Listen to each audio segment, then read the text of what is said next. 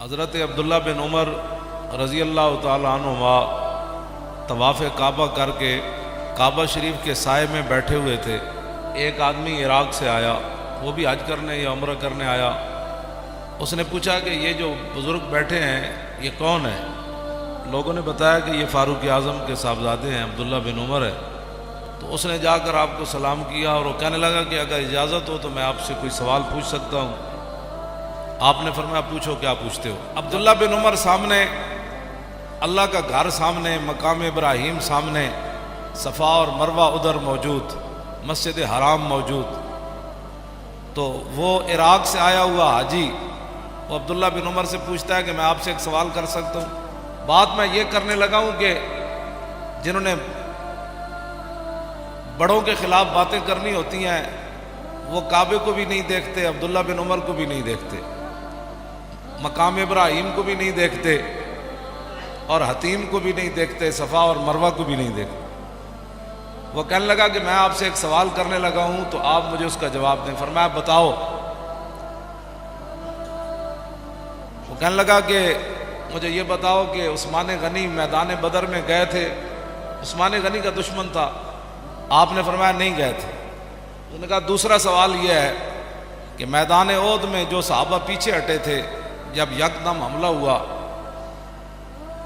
وہ ٹیلہ حضرت سعید بن جبیر کی قیادت میں جو حضور نے 50 صحابہ مقرر کیے تھے، جب انہوں نے وہ ٹیلہ چھوڑ دیا تو پھر ٹیلے کے پیچھے کی طرف سے آ کر 3000 مشرکین نے دوبارہ حملہ کر دیا۔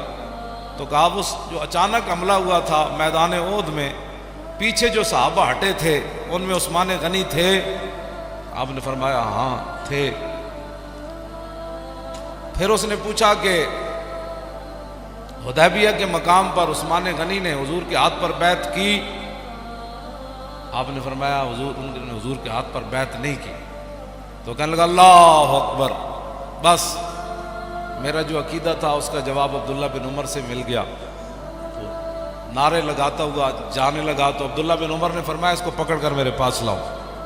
آپ نے فرمایا جو تو نے پوچھا ہے نا کہ عثمان غنی میدان بدر میں گئے تھے کہ نہیں، آپ نے فرمایا آج تجھے پتہ نہیں ہے کہ حضور کی صاحبزادی ان کے نکاح میں تھی، حضرت رقیہ بیوار تھی؟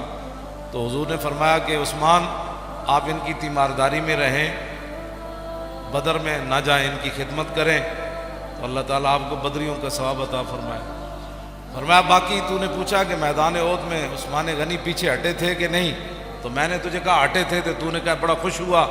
تو فرمایا وَلَقَدْ عَفَا عَنْكُمْ وَلَا، تو نے قرآن نہیں پڑھا کہ اللہ نے فرمایا میرے حبیب جو صحابہ پیچھے ہٹے تھے رب نے ان کو معاف کر دیا۔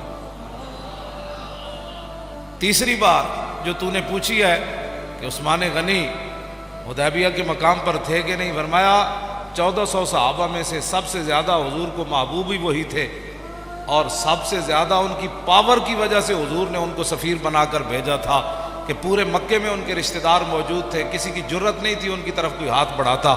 تو تجھے پتہ نہیں ہے کہ حضور کے وہ محبوب تھے، اور حضور نے فرمایا تھا کہ عثمان اللہ کا بھی کام کرنے گیا ہے اور اس کے رسول کا کام کرنے گیا ہے۔ جب آپ نے تینوں باتوں کا جواب دیا تو فرمایا فَاذْهَبْ بِنَا الْآن، فرمایا ہن نعرہ لان۔